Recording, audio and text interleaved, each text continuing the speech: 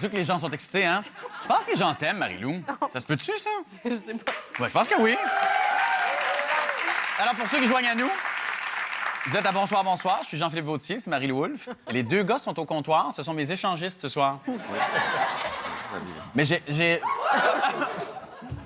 Hey! Vous n'allez pas manger pendant l'entrevue, là? Oh. Hey! Mon Dieu! Mais Ringolo. Allô, Marie-Lou. Allô, Je Jean-Philippe. suis content que tu viennes nous voir et je suis content de m'asseoir seul à seul avec toi. Pas que j'aime pas les gars, hein? Mais j'avais 1000 questions pour toi. Et la première, on a appris il n'y a pas si longtemps que tu vas réaliser une nouvelle série qui s'appelle Mon fils. Oui. J'ai plein de questions, mais explique-nous c'est quoi, Mon fils? En fait, c'est une série événementielle qui est 6 épisodes pour Ouais. Illico. Et ça va traiter de la maladie mentale. Donc, c'est l'histoire d'une femme qui a 2 enfants. Puis un de ces 2 enfants, qui est début de l'âge adulte, Ouais. va traverser ces étapes-là de découverte de la maladie mentale, qui va être la schizophrénie. Fait que c'est très léger. Oui, non, mais je veux dire, c'est un sujet qui est hyper important. C'est hyper important. Et ton père était psychiatre. Oui, il est encore. Mais oui, ben... T'as raison. Maintenant, est-ce que ça a affecté le fait que tu réalises cette série-là ou que tu abordes cette série-là ou que tu désires t'impliquer dans cette série-là? Le troisième de tes choix de vas-y. réponse. En fait, c'est parce que, oui, ça a un impact parce que moi, j'ai été élevée dans cet univers-là, le fait que mon père est psychiatre depuis toujours. Mais mon père, c'est un homme très, très silencieux. Fait qu'il n'a pas énormément parlé de son métier, mais c'est un métier intriguant, la psychiatrie. Très, très, très. Et même qu'à l'époque, quand j'étais jeune, il recevait des patients à la maison. Fait que quand j'étais toute petite, j'ai le souvenir entre telle heure et telle heure, il fallait comme être dans une partie de la maison, les portes fermées, puis il y avait une grande porte avec une arche. Puis les patients étaient reçus derrière cette fameuse porte. C'était un mystère incroyable. Et ça a comme cultivé ça, ce mystère-là, pendant des années. Qu'est-ce qui se passait derrière cette fameuse grande porte? Mais est-ce que les maladies mentales, par exemple, est-ce que c'est quelque chose dont tu as toujours été consciente? Quand je dis ça, c'est que souvent, on peut cacher ça. Ça peut être assez occulte. Est-ce que tu as toujours eu cette conscience-là? Tout à fait, tout à fait. C'est quand même, Ouais. tu sais, tu te demandes qu'est-ce que ton père fait dans la vie. Oui, fait on qu'ils a- ont abordé ça de Ouais. façon très ouverte chez moi. Fait que j'ai toujours été consciente de ce que c'était. Et donc, quand la série...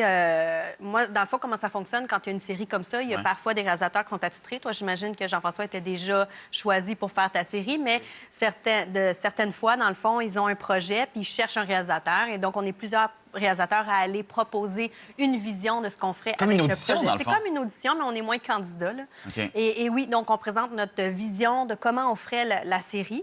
Et c'est sûr que j'avais un attachement plus particulier quand ils m'ont proposé le projet de par le sujet. Moi, je trouve que c'est un sujet qu'il faut aborder dans la société. C'est encore tabou. Puis c'est sûr que c'est un sujet, c'est dramatique, là, on se le cachera pas, Ouais. mais je pense qu'il faut en parler, il faut démystifier ça, il faut le rendre... faut le vulgariser pour que tout le monde comprenne un peu plus c'est quoi. Puis Mais c'est ça que la série va faire, dans le fond. parce que je pense que les séries télé font de plus en plus ça. Ou en tout cas, c'est l'impression qu'on a avec Fugueuse. Ça a mis, je pense, la lumière sur une problématique qui était réelle. Est-ce que tu penses que ça a le pouvoir ou le potentiel de faire ça dans cette série-là? Je le souhaite. Je le pense. Oui? Bien, de fait d'aborder ce sujet-là, si c'est bien fait... Bon, t'as beaucoup de pression, tu vas me dire, mais quand même. Oui, je pense que ça peut faire le même effet, le même impact. Et est-ce que, est-ce que ton père t'a aidé à seulement développer cette idée-là? Bien, c'est pas moi qui ai développé l'idée, là. C'est vraiment... La vision que tu as pour ce projet-là? Non, mais je me suis quand même renseignée. Tu sais, je lui en ai parlé. Et dans les étapes qui vont venir, je vais quand même le consulter sur certaines choses. Il y a aussi de ses collègues auxquels il m'a référé. Puis, tu sais, surtout, j'ai dit, hey, parce qu'il faut, dans mon travail, il faut quand même que je visionne beaucoup de choses qui ont été faites sur le sujet. Ouais. Et donc, lui, il m'aiguille un petit peu plus sur les films, mettons, peu importe les années où ils ont été faits, où ils ont abordé le sujet. Peu importe, c'est pas obligé d'être la schizophrénie, mais certaines maladies mentales. Puis même, dans mon métier, dans ce que j'ai à faire, je peux élargir. Tu sais, je peux élargir même sur différents aspects de troubles mentaux, mais de troubles même... tu sais, je peux aller aussi loin que des films qui ont traité d'Asperger ou d'autisme parce qu'il y a une façon de montrer ça à la télé ou au cinéma qui peut m'inspirer. Est-ce que tu me parles de plus en plus comme une réalisatrice. En fait, plus on te parle, plus tu parles comme une réalisatrice, comme quelqu'un qui gère comme un projet? Mais parce que c'est mon travail. Oui, mais c'est une partie de ton travail. Est-ce que c'est devenu tout ton travail? C'est devenu tout mon travail. Ouais. C'est devenu tout mon travail depuis quand même...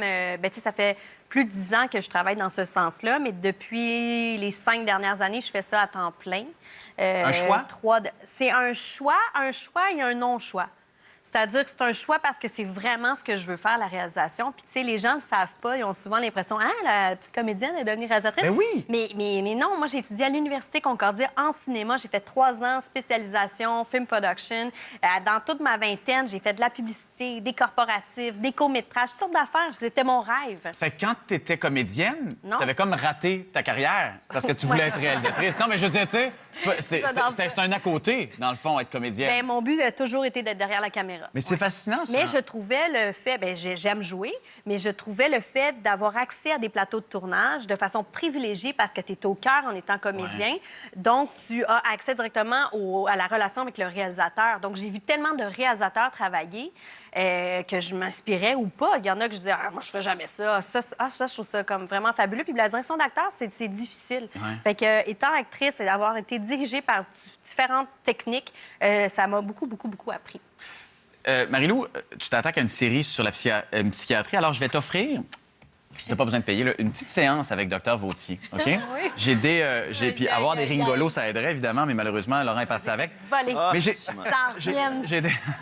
Merci, Laurent. Non, mais c'est niaiseux. En psychiatrie, les ringolos, c'est hyper utile.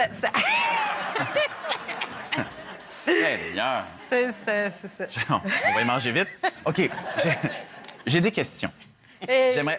Tends-toi bien, là. OK. J'aimerais que tu me dises comment tu te sens quand tu fais face à un nouveau défi. Est-ce que ça te motive ou ça te des donne le choix de goût de réponse? pleurer? Bien, toi, ça, je te dis. Ah. Ça te motive ou tu as le goût de pleurer? Tu sais, des nouvelles affaires qui arrivent, là, puis c'est une montagne. Non, ça me motive.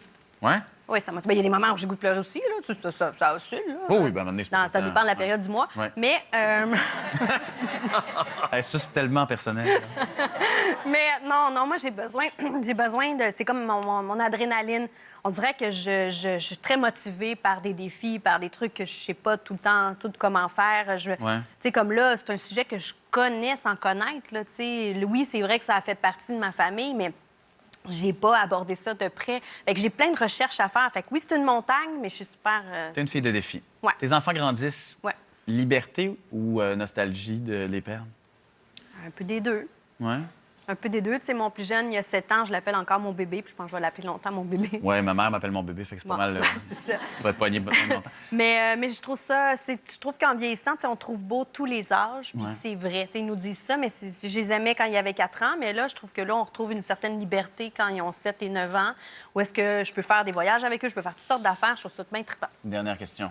Puis celle-là est très, très profonde. Dans la vie, ça te vient d'où, cette préférence pour les voitures américaines plutôt que coréennes? Qu'est-ce que t'en penses? Je pose la question, pense-y, tu me répondras après la pause. Merci, Marie-Lou. Merci. Au retour, discussion super intéressante avec l'actrice Pascale Grelier.